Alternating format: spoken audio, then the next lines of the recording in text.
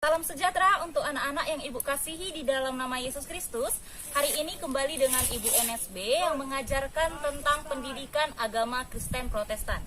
Kali ini Ibu akan menjelaskan apa materi yang akan kita pelajari.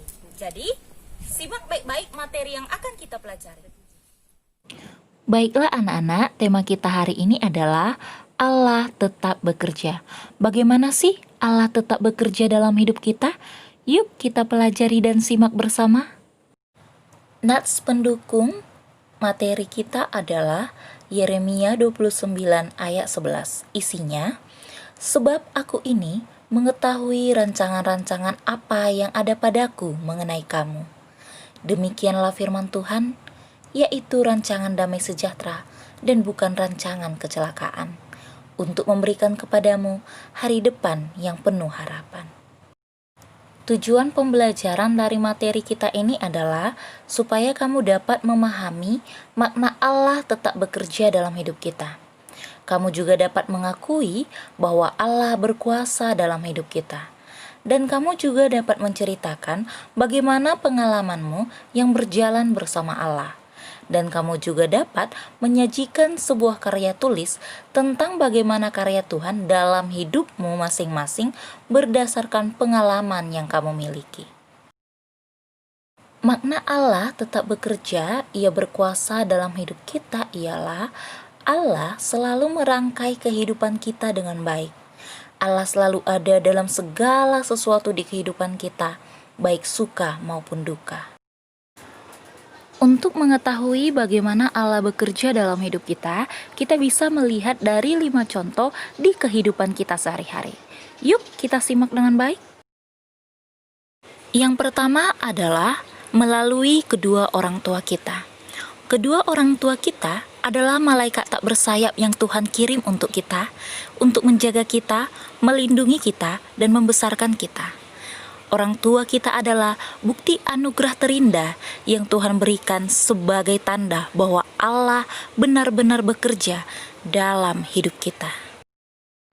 Yang kedua adalah melalui talenta yang kita punya. Talenta kita adalah pemberian Tuhan sebagai bukti bahwa Tuhan benar-benar bekerja untuk kita. Misalnya seperti bernyanyi, bermain musik. Itu semua adalah pemberian Tuhan, bukan karena hebat kita. Yang ketiga adalah hikmat dan kebijaksanaan. Hikmat dan kebijaksanaan yang Allah berikan di dalam diri kita, agar Allah bekerja di dalam hidup kita, menjadikan kita jauh lebih baik dalam menyelesaikan segala masalah hidup maupun dalam melewatinya. Yang keempat, Allah menjadikan kita sebagai ciptaannya yang paling berharga, sehingga kita ditempatkan di tempat yang paling istimewa di mata Allah. Yang kelima, Allah bekerja melalui orang-orang di sekeliling kita. Dari mereka, Allah menunjukkan kasih setia-Nya untuk kita, seperti sahabat, teman, keluarga, saudara yang selalu menyayangi dan melindungi kita. Kelima hal tadi adalah karya Allah yang sangat luar biasa dalam hidup kita. Allah selalu berkarya dalam hidup kita, baik suka maupun duka.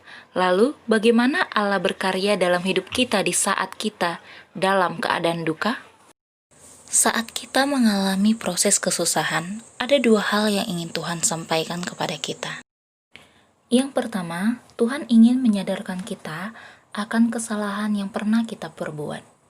Artinya, saat kita pernah berbuat salah, maka Tuhan bekerja menyadarkan kita melalui peringatan dari proses kepahitan yang kita alami, agar kita sadar akan kesalahan yang pernah kita perbuat dan berubah untuk menjadi lebih baik. Yang kedua, Tuhan ingin kita bertambah kuat dan naik level kehidupan. Artinya, saat Tuhan bekerja membuat kita mengalami proses yang berat dan pahit, bukan berarti Ia memberi hukuman, tapi Tuhan ingin menunjukkan kuasa-Nya, bahwa dari proses itu kita jauh menjadi lebih kuat, lebih berhikmat, dan lebih berkehidupan yang mapan. Ingat, untuk menjadi emas murni, pekerjanya harus menempahnya dengan memukul dan membakarnya. Begitu juga Tuhan, bekerja menempah kita dalam proses yang berat dan penuh kepahitan, sehingga pada akhirnya kita menjadi manusia yang lebih murni dan bahkan sangat jauh berharga daripada emas. Setelah kita mengerti bagaimana Allah benar-benar bekerja dalam hidup kita, maka kita juga harus melakukan sesuatu untuk Allah, yaitu dengan menjalani hidup bersama Allah dan berkarya untuk Allah. Ada 3 hal cara kita berkarya sebagai tanda kasih dan ucapan syukur kita atas pekerjaan Allah dalam hidup kita. Adapun 3 cara itu ialah: yang pertama, kita harus mengingat dan menjadikan Allah sebagai fokus utama hidup kita. Artinya, kita harus rajin beribadah kepada Allah dan menjadikan Allah sebagai tujuan dalam hidup kita. Yang kedua, menghargai setiap pemberian Allah. Artinya, kita harus menjaga apa yang telah Allah berikan kepada kita.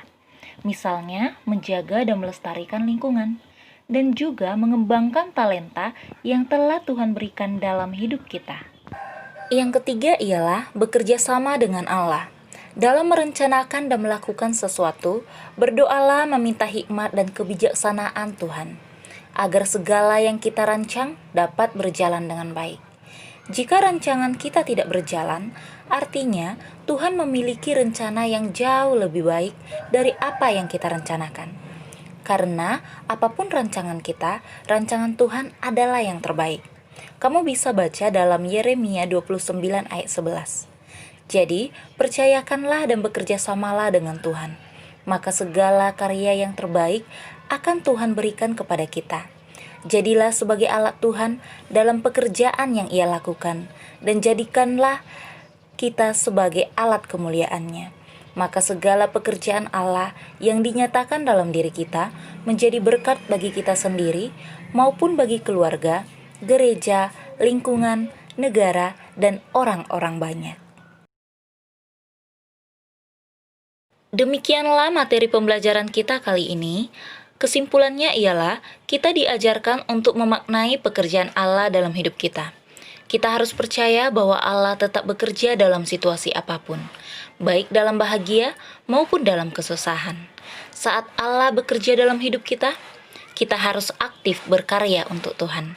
Kita menjadikan diri kita sebagai alat untuk kemuliaan Tuhan dan menjadi berkat bagi banyak orang, sehingga karya Allah menjadi nyata dalam hidup kita. Percayalah, Ia membuat segala sesuatu indah pada waktunya. Meskipun pekerjaannya tidak terselami, tapi pada akhirnya kita menerima kebahagiaan yang sejati.